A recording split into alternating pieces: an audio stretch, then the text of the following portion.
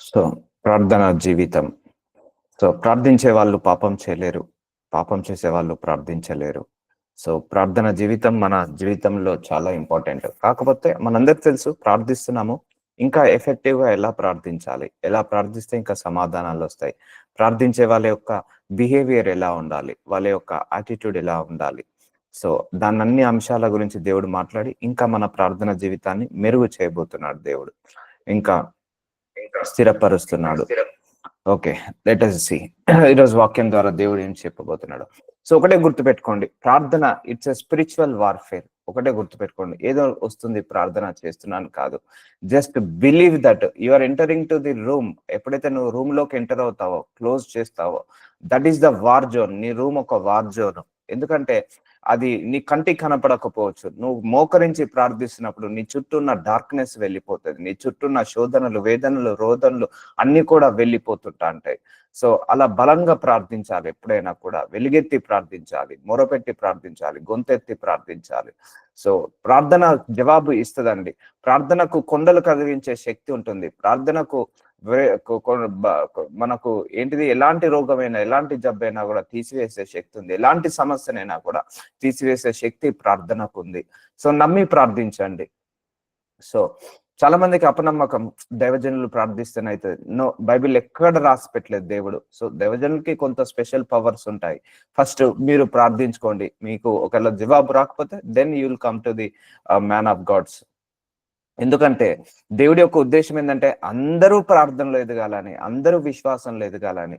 ఒక దైవజనులు మాత్రమే కాదు, విశ్వాసులందరూ కూడా పరిశుద్ధంగా ఉండాలి. విశ్వాసులందరూ కూడా ప్రార్థనలు ఎదగాలి, దేవుళ్ళు ఎదగాలి, వాక్యంలో ఎదగాలని దేవుడి యొక్క చిత్తం అది. సో, ప్రార్థనలో ఎదగాలంటే మనం ఎక్కువగా ప్రార్థిస్తుంటా అంటేనే ప్రార్థనలో ఎదుగుతాము, లేకపోతే ప్రార్థనలు ఎదగలేము. సో, ఎప్పుడు కూడా బ్రేక్ ఇవ్వద్దండి. ప్రేయర్లు ఎప్పుడు కూడా బ్రేక్ ఇవ్వద్దు. ఎప్పుడు కూడా కంటిన్యూస్ గా ప్రేయర్లు చేస్తూనే ఉండాలి. ఒక సమయం అంటే అవసరం లేదు. మధ్యాహ్నం ప్రార్థించుకోవచ్చు, రాత్రి ప్రార్థించుకోవచ్చు, మిడ్‌నైట్ ప్రార్థించుకోవచ్చు, మార్నింగ్ ప్రార్థించుకోవచ్చు, వెళ్తున్నప్పుడు ప్రార్థించుకోవచ్చు, వస్తున్నప్పుడు ప్రార్థించుకోవచ్చు. ఒక స్పెసిఫిక్ టైం అవసరం లేదండి. నీ నోటి నిండా ప్రేయర్ ఉన్నా కూడా ప్రాబ్లమే లేదు. నువ్వు డైలీ కమ్యూనికేట్ అవుతున్నట్టే దేవుడితోటి. సో, మత్తయి సువార్త 6వ అధ్యాయం 5వ వచనం. కొన్ని కండిషన్స్ మన ప్రార్థనకు జవాబు రావాలంటే కొన్ని మార్చుకుంటే సరిపోతది. ఇది అంత పెద్ద కష్టమైనది ఏమీ కాదు. మరియు మీరు ప్రార్థన చేయనప్పుడు వేషధారుల వలె ఉండొద్దు. సో, చూసారా, వేషధారులు చేసే ప్రార్థన వాళ్ళ జవాబు రాదు. ముందు ఒకలాగా, వెనకాల ఒకలాగా, లేకపోతే లేకపోతే కొంతమంది యాక్టింగ్ చేస్తుంటా అంటారు. సో, ప్రార్థనలో గట్టి గట్టిగా ఊగడం, లేకపోతే గట్టి గట్టిగా గుండెలు బాదుకోవడం. సో, అట్లా వేషధారణలో కాకుండా ప్రార్థన ఎప్పుడైనా నీ హృదయంలో నుంచి రావాలి. ప్రార్థన మనస్ఫూర్తిగా చేయాలి. ప్రార్థన మనుషులకు కనబడవని సమాజ మందిరంలో, వీధుల మూలల్లో నిలిచి ప్రార్థన చేయుటకు వారికి ఇష్టము. సో, చాలా మందికి ఎలా ఉంటదంటే ప్రార్థన 10 మందిలో నేను ప్రార్థన పరుడు అని చెప్పుకోవాలని ఓ పబ్లిసిటీ కోసం ప్రార్థనలు చేస్తుంటా అంటారు. సో, వాళ్ళకి ఇష్టమట. వారి తమ ఫలము పొంది ఉన్నారని నిశ్చయంగా మీతో చెప్పుచున్నాను. సో, కొంతమందికి ఎలా ఉంటుందంటే వేషధారుల వలె ప్రార్థిస్తుంటా అంటారు. ఇంట్లో ప్రార్థన చేయరు. కానీ 10 మంది ముందు రాగానే గట్టిగా ప్రార్థన చేస్తుంటా అంటారు. పర్సనల్ గా ప్రార్థన చేయరు. వాళ్ళు 10 మందిలో వీడు ప్రార్థన పరులు అనుకోవాలి, వీళ్ళు ప్రార్థన ఎక్కువగా చేసుకుంటారు అనుకోవాలని ప్రార్థన చేస్తారు. సో, ప్రార్థన మనుషులను మెప్పించేది కాదు, దేవుణ్ణి మెప్పించేలాగా ఉండాలి ప్రార్థన. మనుషులకు అట్రాక్షన్ లాగా కాదు ప్రార్థన. దేవుడికి కదిలించేలాగా, ఆయన హృదయాన్ని కలిగించేలాగా, కన్విన్స్ చేసేలాగా ఉండాలి. అదే చెప్పాను కదా, ప్రార్థన అంటే దేవుణ్ణి కన్విన్స్ చేయడమే. సో, దేవుడిని కన్విన్స్ చేస్తేనే కదా మనకు ఆశీర్వాదం వచ్చేది, మనకు స్వస్థత, విడుదలను వచ్చేది. సో, ప్రార్థన ఎప్పుడైనా కూడా మనుషులను కదిలించిన కాకుండా దేవుడికి కలిగించేలాగా ఉండాలి. సో, నీవు ప్రార్థన చేయనప్పుడు నీ గదిలోకి వెళ్లి తలుపు వేసి రహస్యమందున నీ తండ్రికి ప్రార్థన చేయము. ఒకటే గుర్తుపెట్టుకోండి. మీకు చాలా సందర్భాల్లో ఈ అంశం గురించి చెప్పాను. మళ్ళీ సందర్భం వచ్చింది కాబట్టి చెప్తున్నాను. ప్రార్థన ఎప్పుడైనా రహస్యంగా ఉండాలండి. రహస్యంగా ఒకటే గుర్తుపెట్టుకోండి. When you are praying to God, it's a secret between you and your father, you and your God only. Secret గా ఉంచాలి ప్రేయర్ ఎప్పుడైనా కూడా. సమాధానం వచ్చిన తర్వాత, అంతా అయిపోయిన తర్వాత, లాస్ట్ కి టెస్టిమోనీ లాగా మనం షేర్ చేసుకోవాలి. అంతా అయిపోయిన తర్వాత కొంతమంది సగం జవాబు రాగానే టెస్టిమోనీ షేర్ చేస్తారు, తర్వాత వాళ్ళకి ఆ పని జరగదు. సో, కొంతమంది మొత్తం కంప్లీట్ గా అయిపోక ముందుకే వాళ్ళు సాక్ష్యాన్ని పంచుకుంటారు, అయిపోదు, ఆగిపోతుంది పని. కాబట్టి ప్రార్థన ఒకటే గుర్తుపెట్టుకోండి, నీకు నీ తండ్రికి మధ్య ఉన్న కమ్యూనికేషన్ పెంచడానికి ప్రార్థన ఏంటిదంటే నీకు నీ తండ్రికి మధ్య ఉన్న సీక్రెట్స్, అంతే, మీ ఇద్దరి మధ్యనే సీక్రెట్స్. భర్త అయినా పక్కనే, భార్య అయినా పక్కనే, పిల్లలైనా పక్కనే, తల్లిదండ్రులైనా పక్కనే, వాళ్ళకు కూడా చెప్పాల్సిన అవసరం లేదు. That is my intention. So అర్థమవుతుందా అండి? సో ప్రార్థన ఎప్పుడైనా కనెక్షన్ బిట్వీన్ గాడ్ ఓన్లీ. ఇప్పుడు నేను కొన్ని అంశాల గురించి ప్రార్థిస్తున్నాను. ఈవెన్ మా ఇంట్లో వాళ్ళకు, ప్రతిరోజు నాతో ఉంటున్న మా ఇంట్లో వాళ్ళకు కూడా తెలియదు నేను ఏ అంశాల గురించి ప్రార్థిస్తున్నాను. ఎందుకంటే అది రహస్యంగా ఉంచినప్పుడే ప్రార్థనకు జవాబు వస్తుంది. అది జవాబు వచ్చిన తర్వాత నేను సాక్ష్యం లాగా పంచుకుంటాను. అప్పుడు 100 మందికి కాదు, 10,000 మందికి మీరు సాక్ష్యం పంచుకున్నా మంచిదే. కానీ ప్రార్థనకు జవాబు మీరు ఏ అంశాల గురించి ప్రార్థిస్తున్నారో, sometimes you need not to know to your husband or your wife or your children or your mother and your father, your brothers, your sisters. Okay, మీరు ఏ ప్రార్థన చేస్తున్నారో నీ కుటుంబ సభ్యులకు కూడా తెలియాల్సిన అవసరమే లేదు. అర్థం చేసుకునే మనసున్న వాళ్ళు అర్థం చేసుకుంటారు. సో నాకెందుకు చెప్పలేదు, నాకు చెప్పాల్సి ఉండే కదా, అట్లా అవసరం లేదు మనకు.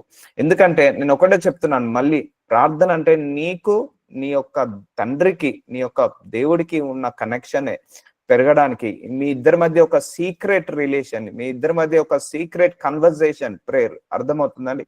Prayer is nothing but secret conversation between you and your father, your God. అలా సీక్రెట్ గా ఉంచండి. దేవుడు ఏ చేసినా కూడా నీ కుడి చేతితో చేసింది నీ ఎడమ చేతి కూడా తెలియదంటారు. కొంతమంది ప్రార్థనకు జవాబు రాకముందుకే అందరికీ చెప్పేస్తారు, ఈ అంశం గురించి ప్రార్థిస్తున్నాను, ఈ అంశం గురించి ప్రార్థిస్తున్నానే. రాదు. నలుగురు నోర్లలో 10 మందిలో పాము చావదన్నట్టు నలుగురు నోర్ల పడ్డ ప్రార్థన రాదు, జవాబు రాదు. సో నీ పర్సనల్ గా ఉన్నప్పుడు సో పర్సనల్ గానే ప్రేయర్ చేయాలి. అందుకే దేవుడు ఏమంటున్నాడు, పర్సనల్ గా ప్రేయర్ చేసుకోమంటున్నాడు. సో పర్సనల్ గా ప్రేయర్ చేసేటప్పుడు నీ తండ్రికి మాత్రమే తెలిసేటట్టు ప్రార్థించు, నీ తండ్రికి మాత్రమే తెలియాలి. సో నువ్వే అంశాల గురించి ప్రార్థిస్తున్నావో ఒక్కొక్కసారి నీ పిల్లలకు చెప్పకపోయినా అవసరం లేదు, మీ తల్లి, మీ భర్తకు, మీ భార్యకు, ఎవరికి చెప్పకపోయినా అవసరం లేదు, నీకు నీ దేవుడికి తెలిస్తే చాలు.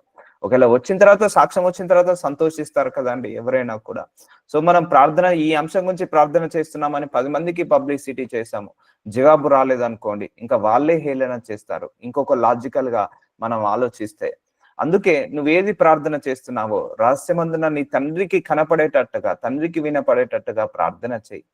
సో అప్పుడు రహస్యమందు చూచి నీ తండ్రి నీకు ప్రతిఫలం ఇచ్చును. సో చాలా మంది కూడా ప్రార్థన ముందు అందరికీ చెప్పేస్తారు, వాళ్ళు చేయకముందుకే, ఇగో నాకు గర్భఫలం లేదండి, నేను గర్భఫలం కోసం 10 సంవత్సరాల నుంచి నేను ప్రేయర్ చేస్తున్నా. అది అవసరమా చెప్పడం? నాకు జాబ్ లేదండి, జాబ్ కోసం చేస్తున్నాను ప్రేయర్ చేయడం. అవసరమా చెప్పడం నువ్వు జాబ్ కోసం ప్రేయర్ చేస్తున్నావని? సో ఒకటే గుర్తుపెట్టుకోండి, నువ్వు అలా చెప్పేటప్పుడు ఇంకొక 3వ వ్యక్తి వింటున్నాడు, ఆడే అపవాది వింటున్నాడు. సో మనం ఎప్పుడైనా కన్వర్జేషన్ దేని గురించి ప్రార్థన చేస్తున్నామని చెప్తున్నామో మన చుట్టూ కూడా ఆ అపవాది కూడా వింటుంటా అంటాడు. సో విని వాడు ఓహో నువ్వు జాబ్ గురించి ప్రార్థిస్తున్నావా, అయితే జాబులో ఆటంకపరుస్తా. సో దాని గురించి ప్రార్థిస్తున్నావా, దాంట్లో నేను ఆటంకపరుస్తా అని ఆటంకపరుస్తాడు. ఈ జ్ఞానం నాకు చిన్నప్పటి నుంచి ఉండే.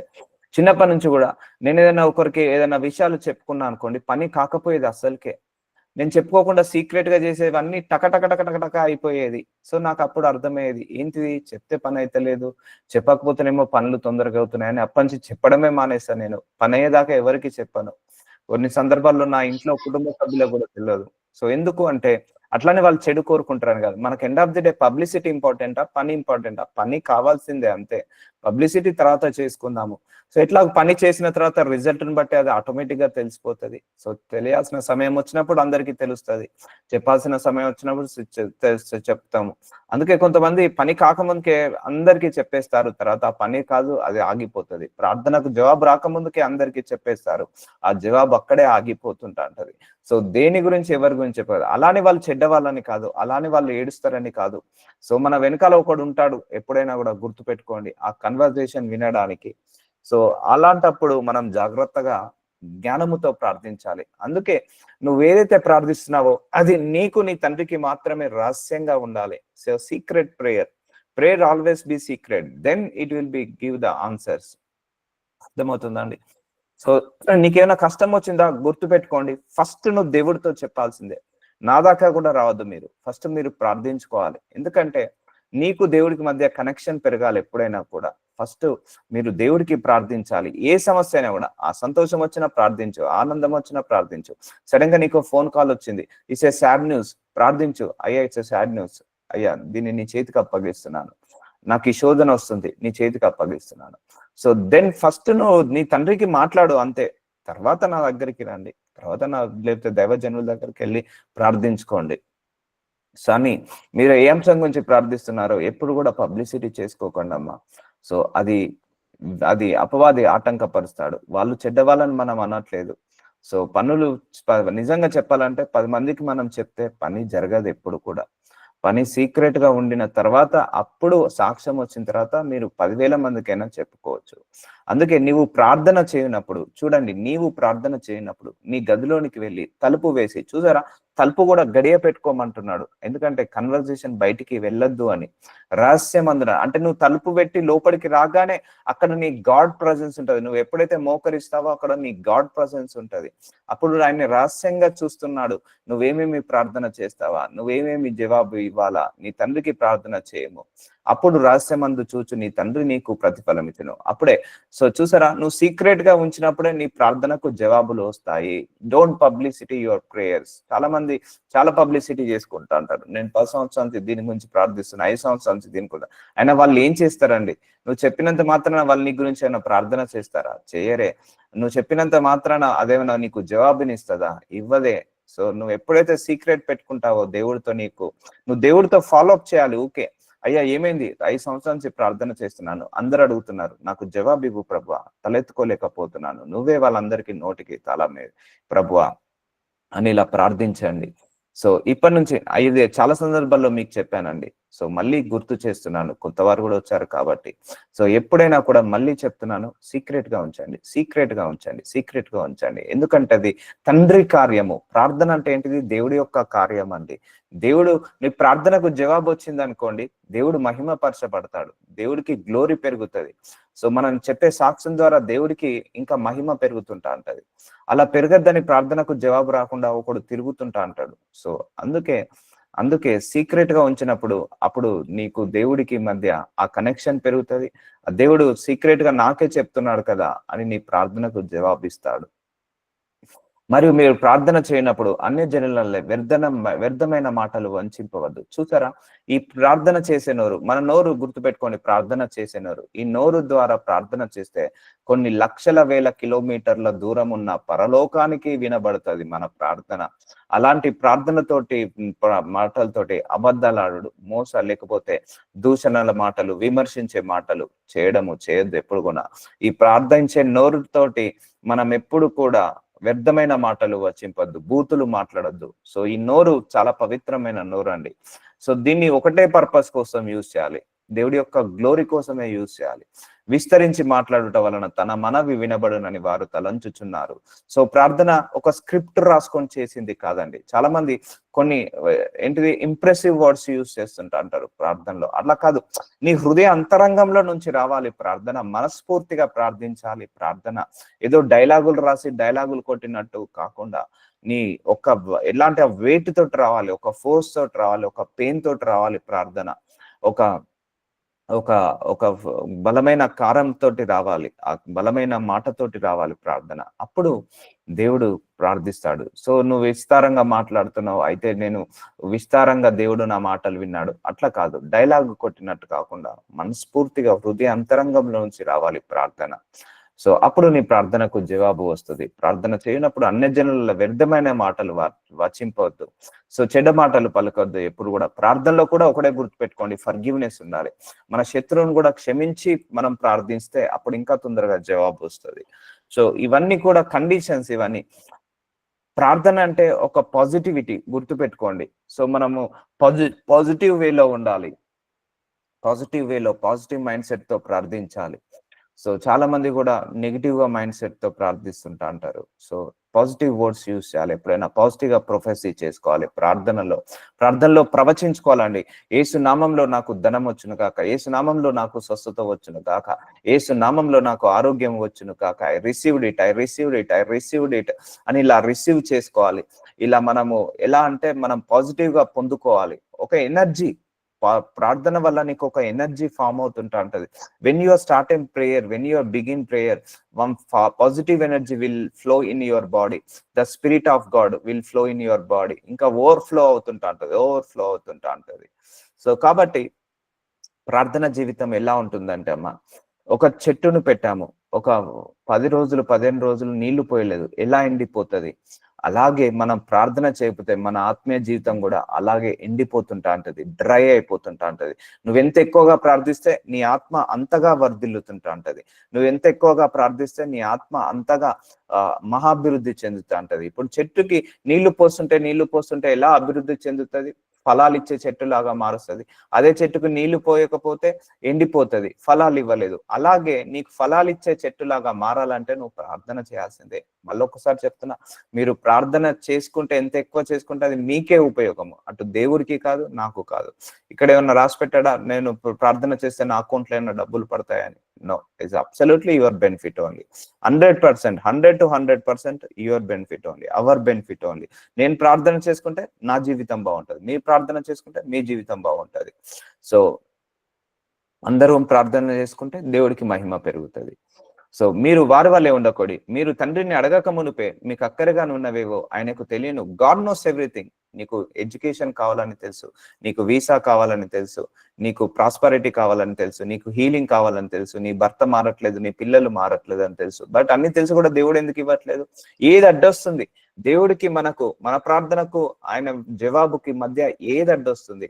మనం ప్రార్థిస్తున్నాము, ఆయన జవాబు ఇవ్వడానికి సిద్ధంగా ఉన్నాడు. సో మధ్యలో అది పొందుకోకుండా మనకు ఏది అడ్డొస్తుందో ఆ అడ్డుగోడలను తీసేయాలని ప్రార్థించుకోవాలి ఎప్పుడైనా కూడా. మీ తండ్రిని అడగక మునుపే మీకు అక్కరగా ఉన్నవేవో అయినా తెలియదు. మనకు తెలుసా అండి? మనకు తెలుసా మన నెక్స్ట్ 10 years తర్వాత ఏమైతుందో కూడా దేవుడికి తెలుసు. దేవుడి యొక్క ప్రణాళిక ఉంది. ఆఫ్టర్ 100 years తర్వాత మనకు ఏమైతుందో తెలుసు. దేవుడి దగ్గర ప్రణాళిక ఉంది మన మీద. సో ఆయనకు తెలుసు, సర్వజ్ఞాని ఆయనే, ఆయన ఫ్యూచర్ తెలుసు. ఇంకా మనం అనుకుంటాము ఈ దేవుడికి ఇది ఈ రోజు జ్వరం వచ్చింది అనుకోండి, అయ్యో దేవుడికి ఈ రోజు తెలుసో తెలియదో జ్వరం వచ్చింది. మనకి ఈ రోజు జ్వరం వచ్చే విషయం ఆయనకు 50 సంవత్సరాల క్రితమే, మనం పుట్టక ముందుకే తెలుసు. మనము పుట్టక ముందుకే ఆయన గ్రంథంలో మన భవిష్యత్ అంతా రాయబడి ఉందని బైబిల్లో సెలవిస్తుంది. సో ఆయనకు తెలుసు ఇంకా 10 సంవత్సరాల తర్వాత నీకు ఇల్లు కొనుక్కోవాలా, 10 సంవత్సరాల తర్వాత నీకు కారు కొనుక్కోవాలా, 10 సంవత్సరాల తర్వాత నీకు ఏ రోగం వస్తుందో కూడా ఆయన చెప్పగలుగుతాడు. సో అందుకే నేను ఇప్పటి నుంచే ఆ విశ్వాసంలో ఎదిగేలాగా, ప్రార్థనలు ఎదిగేలాగా చేసి నీతో ప్రార్థన చేపించి అప్పుడు ఆయన పొందుకునేలాగా చేస్తాడు. ఎందుకంటే ప్రార్థన అనేది ఒక కండిషన్ లాగా పెట్టాడు దేవుడు. నువ్వు అడుగుడి నీకు ఇవ్వబడును అన్నాడు దేవుడు. సో నువ్వు అడుగుతేనే ఇవ్వడం జరుగుతుంది, నువ్వు అడగపోతే నేను ఇవ్వలేదు. అందుకే అడగనిది అమ్మాయినగా పెట్టను అన్నాడు. సో అందుకే ప్రార్థన వల్ల నీకు ఆ జవాబు పొందుకుంటావు. సో మీరు తండ్రిని అడగక మునిపే మీకు అక్కరగా ఉన్నవేవో ఆయనకు తెలియను. God knows everything. గుర్తుపెట్టుకోండి, ఈ నోస్ యువర్ ప్రజెంట్, ఈ నోస్ యువర్ ఫ్యూచర్, ఈ knows your past. So God కి నీ పాస్ట్, నీ ప్రజెంట్, నీ ఫ్యూచర్ మూడు కూడా తెలుసు. నీకు ఇంకా 10 సంవత్సరాల తర్వాత ఏం కావాలో నీకు తెలుసు, నీకు ఏమైపోతావో నీకు తెలుసు, ఆయనకు తెలుసు. నీకు ఏ జబ్బు వస్తుందో తెలుసు, మనకు ఏ అవసరం ఉంటుందో ఆయనకు తెలుసు. అందుకే ఇవన్నీ మనల్ని ప్రిపేర్ చేపిస్తున్నాడు ఆ ప్రార్థన చేసుకొని పొందుకోవాలని. సో నాకు కూడా చాలా సందర్భాల్లో ఒక ఎక్స్పీరియన్స్ అయింది దేవుడితోటి. ఇప్పుడు దేవుడు నాకు ఏమైనా ఇవ్వాలనుకోండి, 6 నెలల ముందు నుంచే దాని గురించి ప్రార్థన చేపించేవాడు. 6 నెలలు, 1 year ముందు ఒక గిఫ్ట్ నాకేమైనా 1 year తర్వాత ఇవ్వాలనుకోండి అనుకున్నాడు దేవుడు. సో ఆ గిఫ్ట్ గురించి ఇప్పటి నుంచే ప్రార్థన చేపించి ఆ 1 year తర్వాత రిలీజ్ చేసేవాడు. సో ఆయన ఏదైతే నీకు ఇవ్వాలనుకుంటున్నాడో, అది ఏదైతే బహుమానము కావచ్చు, ఆశీర్వాదము కావచ్చు ఇవ్వాలనుకుంటున్నాడో, అది నీ మనసులో తలంపులో పెట్టి దాని గురించి ప్రార్థించి, దాని గురించి నువ్వు నలగొట్టేలాగా చేసి, చితగొట్టుకునేలాగా చేసి, దాని గురించి ప్రార్థించి పొందుకునేటట్టు దేవుడు చేస్తాడు. సో ఒకటే గుర్తుపెట్టుకోండి, మీకు ఒక ఎగ్జాంపుల్ చెప్తున్నాను. మీకు ఒక 1 year తర్వాత ఒక జాబ్ ఇవ్వాలని దేవుడు అనుకుంటున్నాడు. సో దేవుడు ఏం చేస్తాడు, ఆ తలంపుని మనసులో పెడతాడు. సో పెట్టేసి ఆ జాబ్ గురించి నువ్వు ప్రార్థించుకొని ఈ 1 year లోపల నిన్ను ప్రిపేర్ చేస్తాడు, స్పిరిచువల్ గా స్ట్రాంగ్ అయ్యేలాగా, లేకపోతే మెంటల్ గా స్ట్రాంగ్ అయ్యేలాగా, ఆ జాబ్ పొందుకోవడానికి అర్హత వచ్చేలాగా దేవుడు ప్రిపేర్ చేపించి అప్పుడు నీకు ఇస్తాడు. లేకపోతే నీకు ఒక వివాహం జరగాలి, 6 నెలల తర్వాత నీకు వివాహం జరిగించాలని దేవుడు అనుకుంటాడు. ఇప్పుడే నీకు ఆ తలంపులో పెడతాడు. వివాహం గురించి నువ్వు ప్రార్థించి 6 నెలల లోపల నువ్వు ఆ వివాహానికి కావాల్సిన వరుడులాగా సిద్ధపడేలాగా, ఆ మెచ్యూరిటీ లెవెల్ వచ్చేలాగా నిన్ను ప్యూరిఫై చేసి అప్పుడు నీకు జవాబిస్తాడు. సో దేవుడు ఏది ఇవ్వాలనుకున్నా నీ మనసులో తలంపు పెడతాడని గుర్తు గుర్తుపెట్టుకోండి. నా జీవితంలో అదే జరిగింది. ఒక బహుమానం ఇవ్వాలన్నా, ఒక ఆశీర్వాదం ఇవ్వాలన్నా దేవుడు నా మనసులో ఒక తలంపు పెట్టేసి ఆ ఆశీర్వాదం గురించి, ఆ బహుమానం గురించి ప్రార్థన చేపించేవాడు. తర్వాత 3 నెలలకో, 6 నెలలకో, 1 ఇయర్‌కో, 2 ఇయర్‌కో ఆ ప్రార్థనకు జవాబు పొందుకునేది. ఎందుకంటే నాకు తెలియదు. నా మైండ్‌లోకి తెలియదు అది రావాలని. కానీ మైండ్‌లోకి ఒక్కసారి ఆలోచన వచ్చేది. అంటే ఆ మనసులో ఆలోచన వచ్చిందంటే దేవుడే పుట్టిస్తున్నాడని అర్థము. అర్థమవుతుందా అండి? అలా దేవుడు కార్యాలు చేస్తాడు. సో, నీకొక 2 ఇయర్స్ తర్వాత నీకొక ఆశీర్వాదం ఇవ్వాలని దేవుడు అనుకున్నాడు అనుకోండి. ఇప్పుడే నీ మనసులో పెట్టేస్తాడు. ఆ ఆశీర్వాదం నీకు ఇవ్వబోతున్నాను. దీని గురించి నువ్వు ప్రార్థించు అని. ఆ 2 ఇయర్స్ లోపు దేవుడు నిన్ను ప్రార్థన చేపిస్తాడు.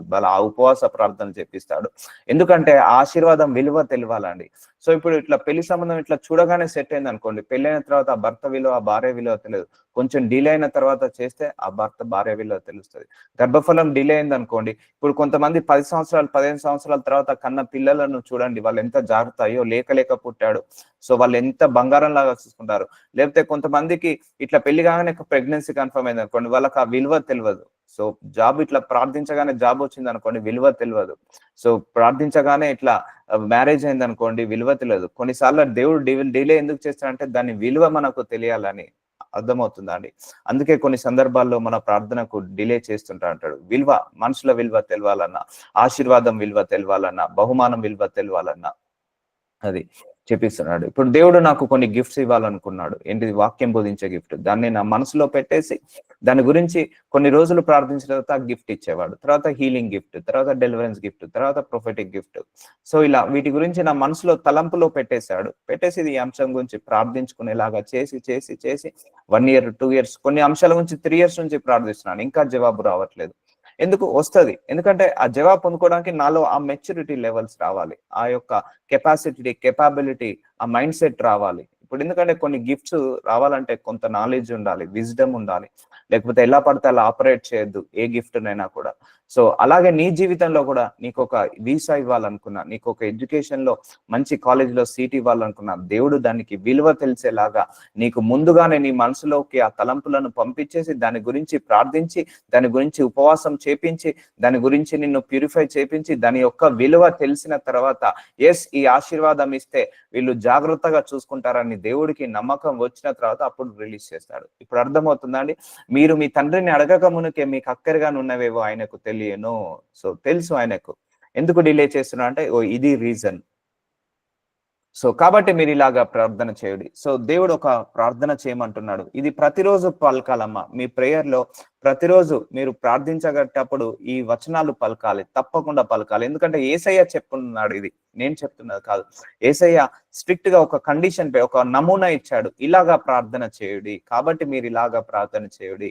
పరలోకమందున్న మా తండ్రి, నీ నామం పరిశుద్ధపరచబడును గాక. మీరు గమనించారో లేదో, నేను ఈ ప్రేయర్ మీటింగ్ స్టార్ట్ కాగానే ఇవే పలుకుతాను. ఈ వచనం మార్నింగ్ లేవగానే నేను ఫస్ట్ ఇదే, మళ్ళీ మధ్యాహ్నం ప్రేయర్ చేసేటప్పుడు ఫస్ట్ ఇదే, మళ్ళీ రాత్రి ప్రార్థించేటప్పుడు మళ్ళీ ఫస్ట్ ఇదే. నేను ఎప్పుడు ప్రార్థన మొదలు పెట్టినా ఈ ప్రార్థనతోటే స్టార్ట్ చేస్తాను.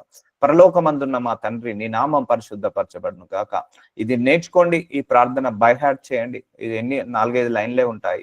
సో నీ నామం మన తండ్రి ఎక్కడ ఉంటాడు? పరలోకము. పరలోకము, పర అంటే ఇతర లోకము, అంటే స్వర్గము, లేకపోతే పరలోకము అంటే హెవెన్. మా తండ్రి, అక్కడ ఉన్న నా తండ్రి, నీ నామం పరిశుద్ధపరచబడును గాక. Then God will attention you. So పరలోకమందున్న మా తండ్రి అని అంటున్నావు, అయితే నువ్వు దేవుణ్ణి పిలుస్తున్నట్టు. నీ నామమును పరిశుద్ధపరచబడును గాక, నీ రాజ్యము వచ్చును గాక. చూసారా, ఇది ఆయన చిత్తము గురించి ప్రార్థన చేయడం జరుగుతుంది. నీ రాజ్యము వచ్చును గాక, నీ చిత్తము పరలోకమందు నెరవేరునట్లు భూమి అందును నెరవేరును గాక. సో పరలోకమంతా కూడా ఆయన చిత్త ప్రకారంగా నడుస్తుంది, కానీ భూలోకము ఆయన చిత్త ప్రకారంగా లేదు. మనుషులు ఆయన చిత్త ప్రకారంగా నడవట్లేదు. సో అందుకే నువ్వు దేవుడి చిత్తాన్ని గురించి ప్రార్థిస్తున్నట్టు అర్థము. సో దేవుడి చిత్తం గురించి ప్రార్థిస్తున్నట్టు. సో దేవుడి యొక్క చిత్తము నెరవేరాలని ప్రార్థించడంలో అది గొప్ప ధన్యత అండి. ఈ తప్పకుండా మీరు నేర్చుకోండి ఈ వచనం నుంచి. మత్తయి సువార్త 6వ అధ్యాయం 9వ వచనం నుంచి 12, 13 వరకు కూడా మీరు నేర్చుకోండి ఈ ప్రార్థన. నీ రాజ్యము వచ్చును గాక, నీ చిత్తము పరలోకమందు నెరవేర్చినట్లు భూమి అందు నెరవేరును గాక. అనుదిన ఆహారము నేడు మాకు దయచేయము. అనుదిన ఆహారం అంటే ఇదే వాక్యం అండి. ప్రతిరోజు వాక్యాన్ని చెప్పడం, ప్రతిరోజు వాక్యాన్ని చదువుకోవడం, తినడము. వాక్యానుసారంగా బ్రతకడము, ఇది అనుదిన ఆహారము. అది శరీరానికి కూడా అనుదిన ఆహారము కావాలి, ఆత్మకు అనుదిన ఆహారము కావాలి. మా రుణస్థులు మేము క్షమించిన ప్రకారము మా రుణములను క్షమించుము. చూసారా, ఇది మనం మెడిటేట్ చేద్దాం కాసేపు. సో క్షమించే గుణము అనేది చాలా మోస్ట్ పవర్ఫుల్ గుణం అండి. సో అపవాదికి చాలా ఇరిటేట్ అవుతాడు ఈ గుణం ఉన్న వాళ్ళు. సో ఎందుకో చెప్తాను. సో నువ్వు క్షమించలేకపోతున్నావా, అపవాది నీతో కమ్యూనికేట్ లో ఉంటాడు ఆ క్షమించలేని గుణం వల్ల. నువ్వు క్షమించేసావనుకోండి, అపవాది నీ మనసులో నుంచి వెళ్ళిపోతాడు, నీ ఆలోచనల నుంచి వెళ్ళిపోతాడు. సో ఫర్గివ్నెస్ హార్ట్ ఉన్న వాళ్ళు most dangerous people on the earth. అపవాదికి థ్రెట్ ఇస్తున్నట్టు మనము. సో మీ రుణస్థులకు మేము క్షమించున్న ప్రకారముగా, సో మనము ఎంతగా క్షమిస్తామో దేవుడు కూడా మనల్ని అంతగా క్షమిస్తాడు. ఎంతగా క్షమించలేమో దేవుడు కూడా మనల్ని అంతగా క్షమించలేడు. చాలా మందిలో అపోహ, నేను వాడిని క్షమించేస్తే వాడు బాగుపడతాడేమో. లేదు, మనమే బాగుపడతాము. సో వాళ్ళు క్షమించేస్తే మనమే బాగుపడతాం. ఎందుకంటే నువ్వు క్షమించలేకుండా ఉన్నావు అనుకోండి, ఆ హృదయంతో ప్రార్థిస్తే నీకు జవాబు లేదు. సో క్షమించలేని హృదయంతో ప్రార్థన వల్ల జవాబు మనకే రాదండి, మనకే వృధా, టైం వేస్ట్ అవుతుంది. సో క్షమించేసేయండి, రిలీజ్ చేసేయండి, మనసులో నుంచి క్షమించేసేయండి అందరినీ. నువ్వెంతగా క్షమిస్తావో దేవుడు నిన్ను అంతగా క్షమిస్తాడు.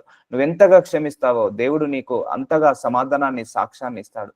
సో మనము ఇతరుల మళ్ళీ వీళ్ళు ఎవరో కాదు. కోపం అంటే అక్క చెల్లెల్లో, అన్నదమ్ముల్లో, లేకపోతే భార్య పిల్లలో, లేకపోతే అమ్మ తల్లిదండ్రులు. సో ఇంట్లో మన చుట్టూన్న వాళ్ళే, ఇంకెవరో కాదు. వీళ్ళు మళ్ళీ మన పగలు కూడా ఏంటిది, పొడుచుకొని చంపుకునేంత పగలు కూడా కాదు, కొట్టుకుని తిట్టుకునేంత పగలు కాదు, ఏదో రూపాయి పనికిరాని పగలు అవన్నీ కూడా. సో అందరినీ క్షమించేసేయండి, ఒకటే అండి. సో చాలా మంది అనుకుంటారు, దేవా ఇప్పుడు ఎవరైనా నీ పట్ల ఎవరైనా తప్పు, పొరపాటు, పాపం చేశారనుకోండి, ఫస్ట్ వాళ్ళను క్షమించు ప్రభు అని అడగండి. ఎందుకంటే నువ్వు క్షమించు అన్నంత మాత్రాన దేవుడు వాళ్ళను క్షమించడు. వాళ్ళు చేసిన కార్యాన్ని బట్టి వాళ్ళు ప్రతిఫలం పొందుకుంటారు. మనిషి ఏ విత్తనం అయితే విత్తుతాడో ఆ పంట కోసుకుంటాడు. కానీ నువ్వు ఫర్గివ్ చేసేసే. చాలా మంది అంటారు, దేవా నువ్వు వాళ్ళను క్షమించు అన్నప్పుడు దేవుడు మేబీ వాళ్ళని క్షమిస్తాడేమో, వాళ్ళకి ఏ పనిష్మెంట్ రాదేమో, లేకపోతే వాళ్ళకి ఏ జడ్జిమెంట్ రాదేమో అని అనుకుంటారు. సో అలా కాదండి, నువ్వు క్షమించేసి దేవుడికి వదిలేసాయి. ఆయన శిక్షించుకుంటాడా, రక్షించుకుంటాడా, కాపాడుకుంటాడా, ఆదుకుంటాడా, లేకపోతే సహాయం చేసుకుంటాడా, లేకపోతే ఆయన క్షమిస్తాడా, లేకపోతే మన్నిస్తాడా, అది ఆయన చిత్తము, ఆయన చూసుకుంటాడు. బట్ బైబిల్ ఏం సెలవిస్తుంది, మనిషి ఏవైతే విత్తుతాడో ఆ పంట నూరింతలుగా వాళ్ళు కోసుకుంటారని బైబిల్ సెలవిస్తుంది. సో నువ్వు క్షమించేసాయి. సో నువ్వు క్షమించేస్తేనే దేవుడు వాళ్ళను చూసుకోగలుగుతాడు. అంటే నువ్వు హృదయపూర్వకంగా నువ్వు రిలీజ్ చేసేసాయి, వదిలేసాయి, నీ హృదయం నుంచి ఆ ప్రెషర్ ని తీసేసాయి. సో క్షమించేసినప్పుడే దేవుడు వాళ్ళకు అప్పచెప్పేయాలి. నువ్వు దేవుడికి వాళ్ళకి అప్పచెప్పేయాలి. ప్రభువా నేను నా మనసులో నుంచి వాళ్ళను క్షమించేస్తున్నాను, సో వాళ్ళను నీ చేతికి అప్పగిస్తున్నాను అయ్యా, వాళ్ళను కూడా క్షమించు ప్రభు అని అడగాలి మనము. సో చాలా మంది వాళ్ళని క్షమించు ప్రభు అని అడగరు. ఎందుకంటే నువ్వు అన్నంత మాత్రాన దేవుడు వాళ్ళని క్షమిస్తాడని కాదు. వాళ్ళు చేసిన తప్పుకి తప్పకుండా వాళ్ళు ఎవరైనా, ఇప్పుడు నేను కూడా ఏదైనా తప్పు చేశాను, డెఫినెట్ గా నేను పనిష్మెంట్ పొందుకుంటా. సో దేవుడు క్షమిస్తాడు తర్వాత, కానీ ఏదో ఒక పనిష్మెంట్ ఇచ్చిన తర్వాతనే క్షమిస్తాడు. ఇప్పుడు మన పిల్లలు తప్పు చేశారనుకోండి, వాళ్ళను దెబ్బేస్తాము తప్పు చేయొద్దని, తర్వాత మనం దగ్గరికి తీసుకుంటాం. దేవుడు కూడా అంతే, తప్పు చేస్తే దెబ్బేస్తాడు, సో తర్వాత దగ్గరికి తీసుకుంటాడు. సో అందుకే నీ నుంచి నువ్వు క్షమాపణే కోరుకో. ఎంత పెద్ద డిజాస్టర్ అయినా కూడా, ఎంత పెద్ద తప్పు చేసినా, నీ గురించి ఎంత చండాలంగా మాట్లాడినా, అయ్యే ప్రభువా పోనీ ప్రభువా క్షమించేస్తున్నాను, నా మనసులో నుంచి భారాన్ని ఈ యొక్క ప్రెషర్ ని తీసేసాయి, అలాగే వాళ్ళను కూడా క్షమించాయి ప్రభువా, నీ చేతికి అప్పగిస్తున్నాను. సో ఇలా అనేసేయండి, నీ మనసులో నుంచి ఆ ప్రెషర్ ని తీసేసేయండి, ఆ క్షమించేసేయండి. ఆ ఫర్గివ్నెస్ హార్ట్ తోటి మీరు ఉండండి, అప్పుడు నీ ప్రార్థనకు జవాబు వస్తుంది. సో నువ్వు ఎంతగా క్షమిస్తావో, ఎంతమందిని క్షమిస్తావో అంతగా నువ్వు ఏం పొందుకుంటావు దేవుడి దగ్గర నుంచి, ఆ ఆశీర్వాదాలను పొందుకుంటాము. ఇప్పుడు అర్థమవుతుందండి, క్షమించడం వల్ల నీకే ఉపయోగము, వాళ్ళకు ఉపయోగము కాదు. అది నువ్వు క్షమిస్తే వాళ్ళకే నష్టం జరుగుతుంది, నువ్వు క్షమించకపోతే నీకు నష్టం జరుగుతుంది. ఎందుకంటే ఇంకా నువ్వు మనసులో ఆ ప్రెషర్ పెట్టుకొని ఉన్నావు, ఆ మనసులో ఆ కోపాన్ని, ద్వేషాన్ని, పగను హోల్డ్ ఆన్ చేసేను ఉన్నావు. ఆ పగతో, ద్వేషంతో, పగతో ఉన్న ఆ మనస్సుని నువ్వు ప్రార్థించినప్పుడు జవాబు పొందుకోలేవు. సో నాకు కూడా కొన్ని ప్రార్థనలు జవాబు రాకపోతే దేవుడు నన్ను క్షమించేదాకా వదలలేడండి, క్షమించేదాకా వదలలేడు. వాళ్ళందరినీ కూడా క్షమించేసే అన్నాడు. సో మనసులో నుంచి ఆ ప్రెషర్ ని తీసేసుకున్నాను. సో కళ్ళకి నీళ్ళు వచ్చేసాయి. ఎందుకంటే మనం చేయగలిగింది ఏంటిది, అట్లీస్ట్ మనసులోనైనా వాళ్ళని కోపంగా పెట్టుకుంటే మనకు ఒక సాటిస్ఫాక్షన్ ఉంటది. మనసులోనైనా మనం వాళ్ళని ద్వేషిస్తే మనందరికి ఒక ఈగో సాటిస్ఫాక్షన్ ఉంటది. ఎట్లాగ మనం వాళ్ళని వెళ్ళి కొట్టట్లేదు, తిట్టట్లేదు, వాళ్ళని ఎప్పుడు కూడా మనము ఏమనట్లేదు. కానీ నీ మనసులోనే మనం ద్వేషించుకున్నాం. అట్లీస్ట్ మనసులోనైనా ద్వేషించుకునే అధికారం కూడా మనకు లేదు, గుర్తుపెట్టుకోండి. మనసులోనైనా పగపట్టే అధికారం కూడా మనకు దేవుడు ఇవ్వలేదు. ఎందుకంటే అది రిలీజ్ చేసే వరకు నన్ను వదలలేదు దేవుడు. 6 నెలలు వదలలేదు. సో రిలీజ్ చేసేసాను. అది వదలదు. ఎందుకంటే కొంతమంది నమ్మకం ద్రోహం చేస్తారు మనకు.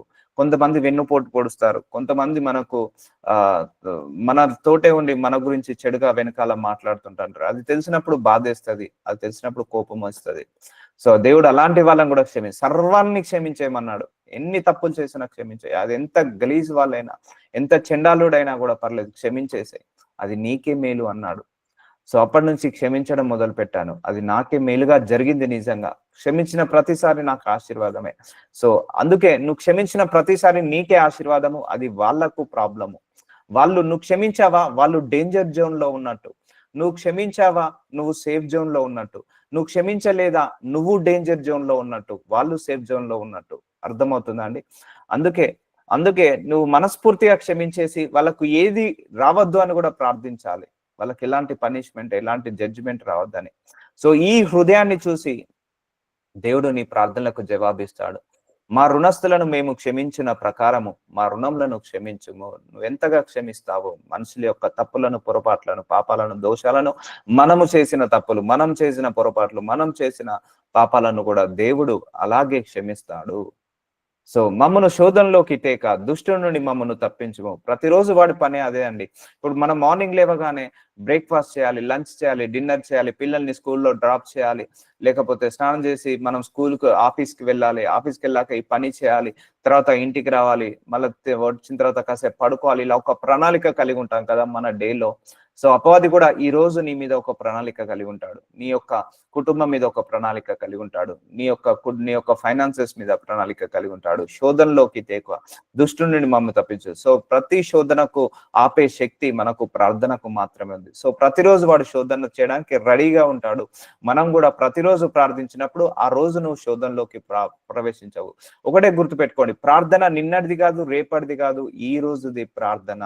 అంటే నువ్వు ఈ రోజు ఈ రోజు నువ్వు ప్రార్థించుకుంటే ఈ రోజు బాగుంటావు. అందుకే నువ్వు ఎప్పుడు ప్రార్థించినా ఈ రోజు నాకు శోధనలోకి రాకు ప్రభువా, ఈ రోజు నాకు ఆరోగ్యం ఇవ్వు ప్రభువా, ఈ రోజు నాకు ధనం ఇవ్వు ప్రభువా, ఈ రోజు నాకు ఐశ్వర్యం ఇవ్వు ప్రభువా, ఈ రోజే నాకు సమాధానం ఇవ్వు ప్రభువా, ఈ రోజే నాకు సాక్ష్యం ఇవ్వు ప్రభువా. ఈ రోజు గురించే ప్రార్థించండి. అందుకే కానీ రేపు సమాధానం ఇవ్వు, రేపు సాక్ష్యం ఇవ్వు, రేపు నాకు శోధనలు రాకుండా చూసుకో కాదు. Prayer is for today it self only. ఈ రోజు అయిపోయిందా, మళ్ళీ రేపటి గురించి ప్రార్థించుకోవాలి.